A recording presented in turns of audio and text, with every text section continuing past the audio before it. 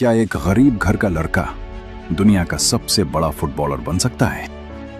क्या सिर्फ टैलेंट से सक्सेस मिलती है या फिर कुछ और चाहिए होता है?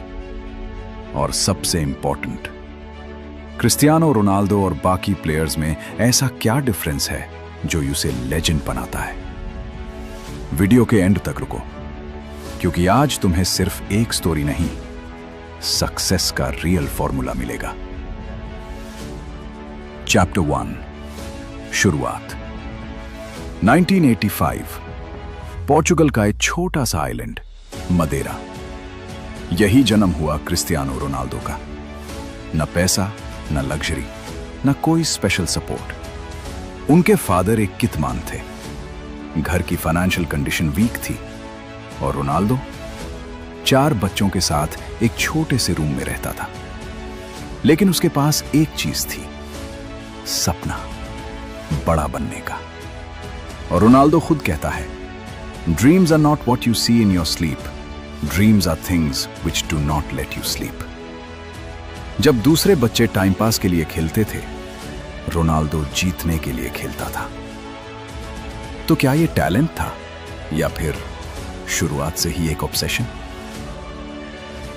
Chapter 2, sacrifice.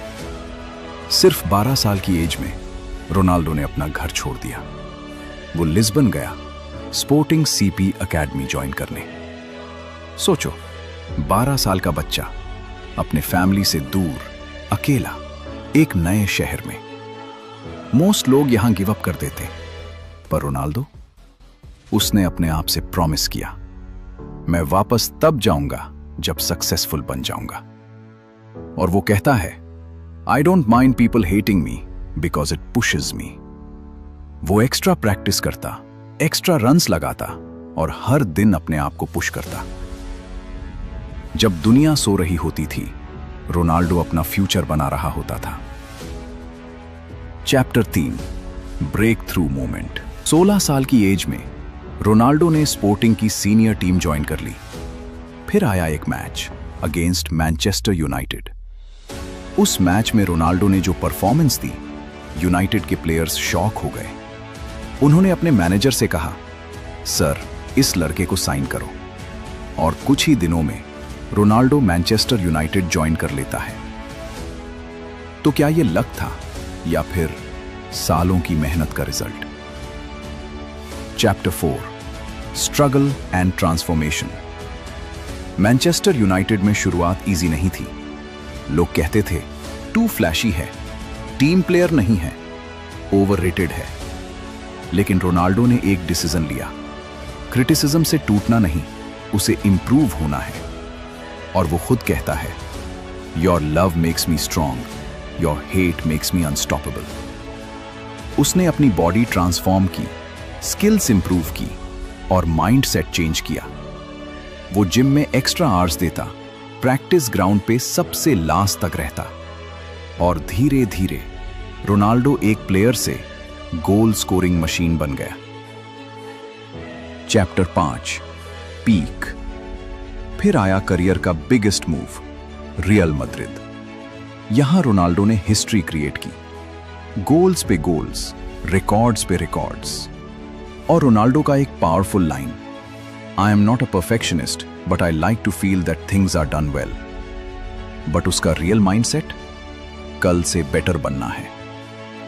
डिफरेंस यही है, एवरेज लोग सक्सेस के बाद रिलैक्स करते हैं, रोनाल्डो सक्सेस के बाद और ज्यादा काम करता है। Chapter 6, proving again. लोगों ने बोला, रोनाल्डो सिर्फ रियल मैड्रिड में ही परफॉर्म करता है। रोनाल्डो ने क्या किया?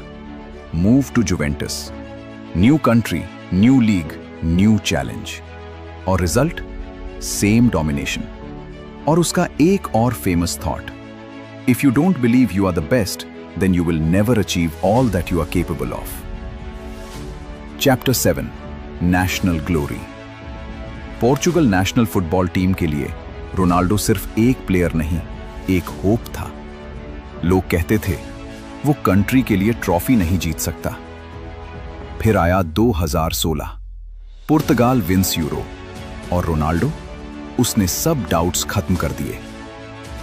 अब वापस आते हैं उन क्वेश्चंस पर। क्या सक्सेस टैलेंट से मिलती है? पार्टिली यस। क्या लक इंपॉर्टेंट है?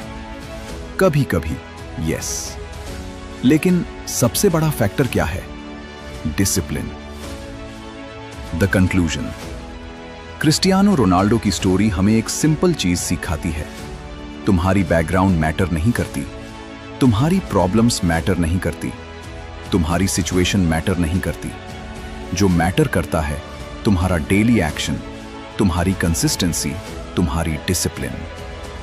और रोनाल्डो का एक last powerful line, I see myself as the best footballer in the world. Ronaldo special पैदा नहीं हुआ था, उसने खुद को स्पेशल बनाया। The ending. अब डिसीजन तुम्हारा है। तुम एक्सक्यूजेस चूज करोगे या डिसिप्लिन? तुम कंफर्ट चूज करोगे या ग्रोथ? बिकॉज आज जो डिसीजन तुम लोगे वही तुम्हारा फ्यूचर डिसाइड करेगा।